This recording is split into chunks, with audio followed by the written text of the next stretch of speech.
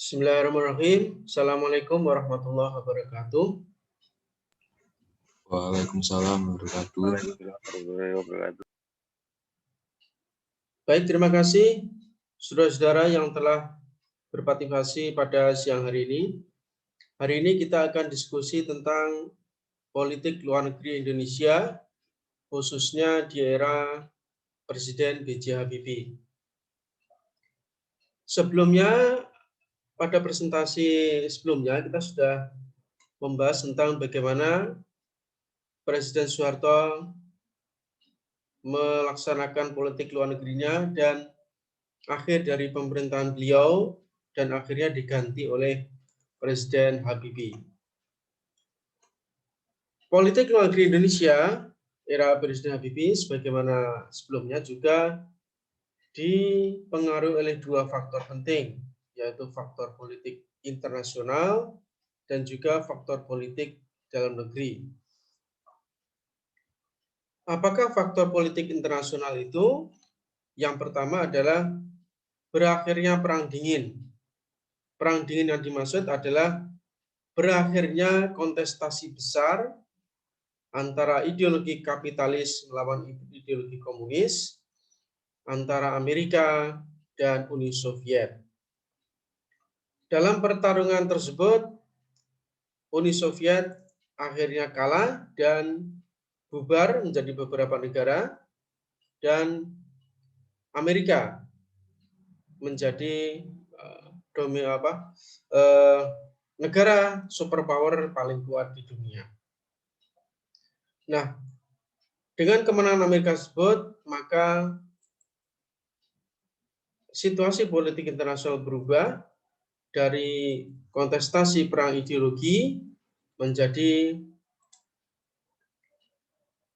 pertarungan antar isu-isu non-tradisional yang tidak lain juga dikampanyekan oleh Amerika Serikat sebagai pemenang Perang Dingin. Maka kemudian populer pada tahun itu adalah apa yang dikenal sebagai the third wave of democratization atau gelombang ketiga demokratisasi. Apa itu gelombang ketiga?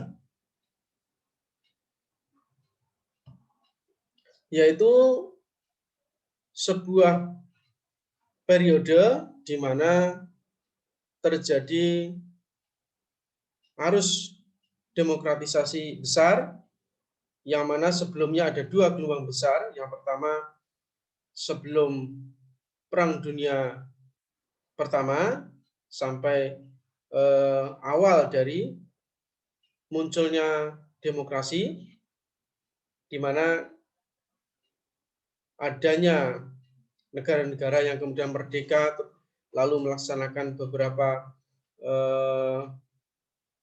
prinsip demokrasi. Itu adalah gelombang atau fase pertama dari demokratisasi. Kemudian kemenangan Amerika dan sekutunya pada Perang Dunia Kedua itu membuka pintu yang namanya gelombang kedua demokratisasi. Karena adanya kemenangan tersebut memunculkan banyak negara baru, kemudian menganut sistem demokrasi untuk menentukan nasib negaranya. Ditambah lagi setelah adanya Perang Dingin, kontestasi antara Amerika melawan Uni Soviet tidak lain juga merupakan kontestasi antara demokrasi dan non-demokrasi. Amerika Serikat dan kapitalis mengkampanyekan demokrasi ala Amerika, sedangkan Uni Soviet dengan komunisme mengkampanyekan People's Democracy atau demokrasi kerakyatan dengan partai tunggal. Gelombang ketiga yaitu ditandai dengan runtuhnya pemerintahan-pemerintahan totaliter yang sebelumnya lahir dari gerakan kemerdekaan pasca Perang Dunia Kedua. Ada tesis mengatakan bahwa negara-negara yang merdeka pasca Perang Dunia Kedua itu cenderung cocok untuk diperintah di bawah pemerintahan rezim atau otoriter. Nah, dengan situasi itu ternyata kemudian berubah dan iklim demokrasi mendesak supaya totalitarian itu diganti dengan sistem demokrasi yang sebenar-benarnya. Maka apa yang terjadi di Indonesia, di Malaysia, di Thailand, di Filipina, itu adalah bentuk dari respon bagaimana otoritarianisme itu kemudian harus berganti menjadi sistem demokrasi yang menurut Barat harus sesuai dengan nilai-nilai demokrasi yang sesungguhnya. Gelombang demokrasi ketiga ini ditandai juga di akhir setelah perang dingin, ditandai dengan liberalisasi di segala bidang dan semakin masifnya kampanye demokratisasi. Apa yang terjadi di tragedi Tiananmen Square di RRC, demo untuk menuntut pemerintah melakukan beberapa perbaikan di pemerintahan adalah tanda bahwa demokrasi itu kemudian menghantam berbagai lini di berbagai negara, termasuk di negara komunis sekalipun. Di Indonesia,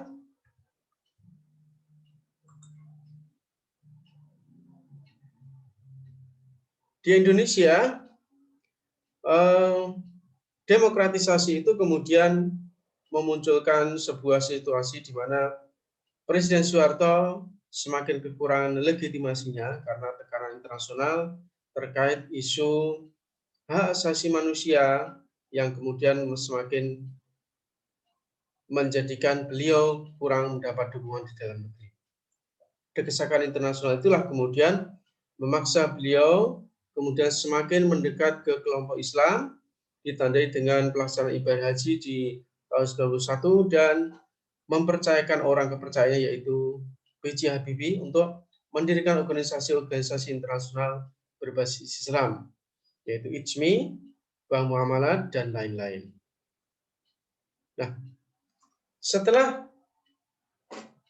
gelombang demokrasi itu semakin kuat, dan di sisi lain Indonesia harus menelan sebuah kenyataan pahit terkait dengan derasnya arus demokratisasi dan krisis moneter yang memporak-porandakan semua lini ekonomi sosial politik.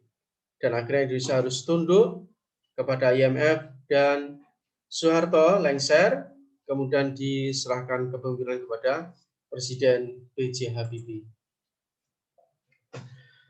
Di era B.J. Habibie, tugas berat beliau semakin terasa karena Indonesia secara politik sangat bertentangan dengan Barat karena adanya isu pelanggaran hak asasi manusia dan Indonesia dianggap belum demokratis.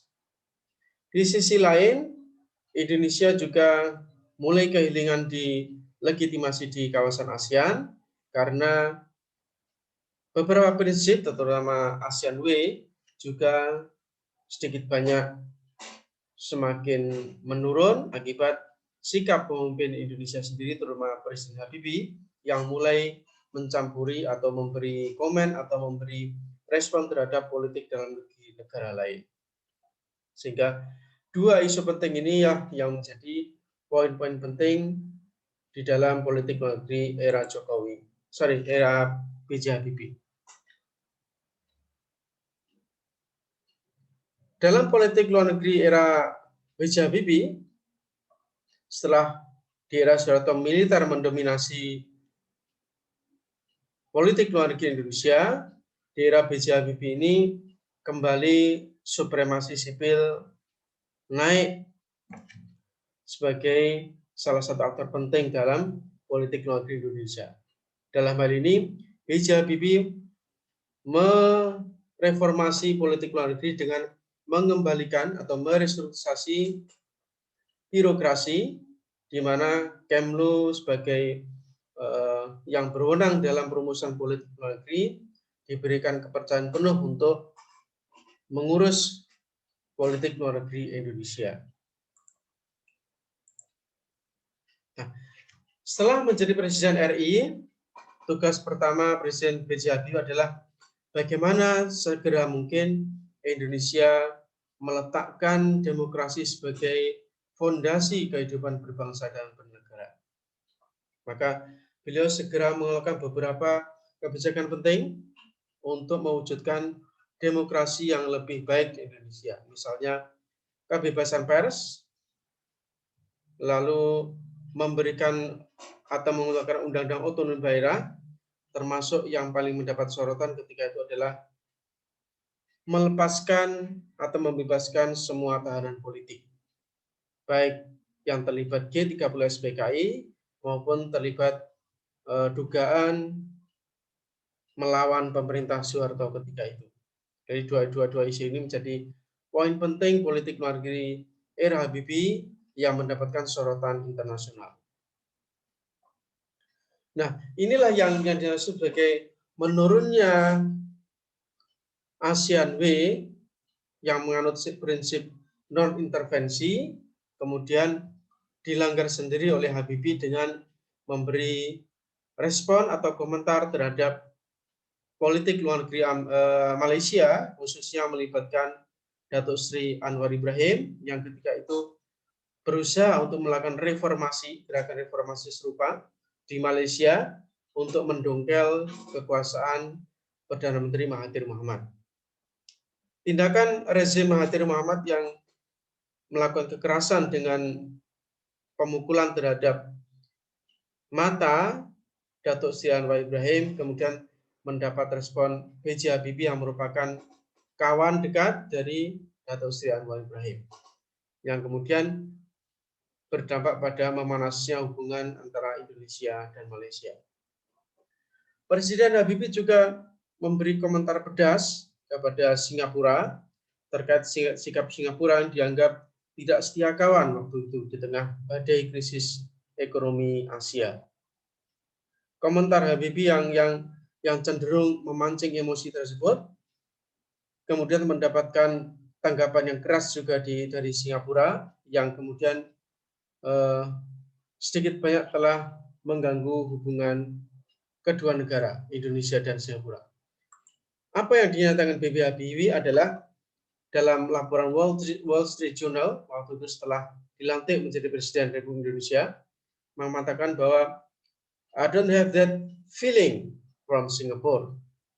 I have that feeling from the US, Japan, Australia, mainland China, from Malaysia, from Europe, but I don't have that feeling from Singapore. Jadi dia mengatakan bahwa teman itu harus saling mendukung, tapi kayaknya Singapura tidak melakukan demikian. Kira-kira begitu maknanya. Nah, dampaknya adalah ASEAN kemudian semacam kehilangan kepemimpinan setelah Soeharto lengser dan kemudian B.J. Habibie cenderung memberi sikap konfrontatif terhadap negara-negara tetangga sehingga menimbulkan kegaduhan di negara-negara Asia. Selain itu, fenomena penting atau sejarah penting dari politik luar negeri era B.J. Habibie adalah lepasnya Timor Leste atau Timur Timur menjadi negara merdeka dan berdaulat. Bagi Habibie, keputusan tersebut sudah tepat menurut beliau karena dianggap bahwa Timor Leste itu bukan bagian dari Indonesia. Nah, inilah kemudian mendapatkan kritikan keras dari para mantan pejuang Indonesia di Timor Leste yang dengan susah payah bahkan menumpahkan darah mempertahankan Timor Leste dari kekuasaan komunisme dan akhirnya harus lepas setelah Indonesia bersetuju untuk melakukan merestui atau menyetujui referendum yang dilakukan oleh pemerintah oleh rakyat Timor Leste di bawah pengawasan PBB.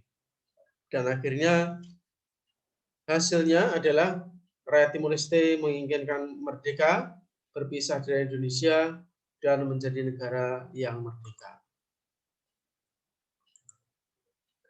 Nah, beberapa poin tersebut beberapa isu ya yang sudah dilakukan oleh Presiden Habibie, pada faktanya laporan pertanggungjawaban beliau ditolak di sidang paripurna MPR, meskipun beliau telah melaksanakan beberapa tugas penting dan bahkan prestasi, misalnya ketika krisis moneter, nilai tukar rupiah itu menyentuh angka 15.000, pada era B.J. Habibie berhasil dikembalikan sampai ke level 5.000 sampai 6.000 per dolar Amerika. Sebuah prestasi yang luar biasa, termasuk meletakkan dasar-dasar demokrasi, kebebasan pers, undang-undang otonomi daerah, serta pembebasan tahanan politik. Namun begitu, beliau ditolak laporan pertanggungjawabannya dan sehingga tidak bisa maju mencalonkan presiden pada tahapan berikutnya.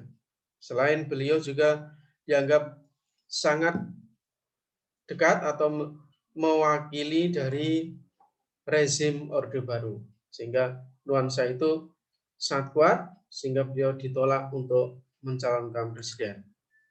Namun beliau juga tetap komitmen untuk melaksanakan pemilihan umum tahun 1999 sebagai pemilu paling demokratis pertama pasca Presiden Soeharto, diikuti oleh 48 partai politik, 3 diantaranya parpol yang sudah eksis selama Orde Baru, yaitu Golkar, PDI, dan P3.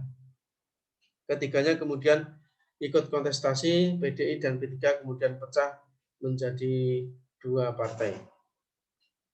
Dan hasilnya ketika itu belum ada pilihan presiden langsung, maka didasarkan musyawarah di MPR, Gus Dur kemudian menjadi presiden RI yang keempat.